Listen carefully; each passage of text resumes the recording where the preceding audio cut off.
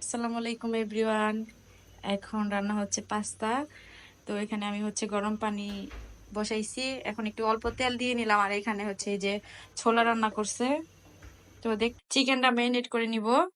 তো ম্যারিনেট করার জন্য এখানে আদা আর পেঁয়াজ আর রসুন বাটা দিয়ে নিলাম, টমেটো সস, মরিচ গুঁড়ো, ধনিয়া গুঁড়ো আর অল্প পরিমাণে হলুদ গুঁড়ো, হলুদ ও জিরে গুঁড়ো।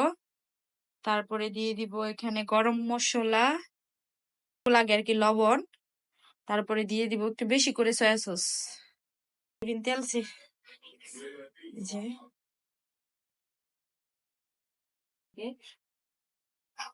আস্তে দিব, এই যে না অল্প অল্প করে দিব আর কি। এখানে এই যে গাজর, পেঁয়াজ, এটা হচ্ছে ক্যাপসিকাম, কাঁচামরিচ, রসুন আর মাংস।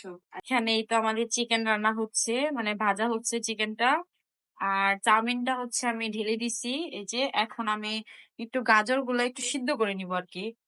তো সিদ্ধ করে নিলে বেশি ভালো হয়। এই জন্য এখানে যা যা লাগে রসুন, পেঁয়াজ, তারপরে ক্যাপসিকাম, সস, সয়া সস এগুলো আমি সব দিয়ে দিচ্ছি। পাস্তা আর এটা দিয়ে দিলাম।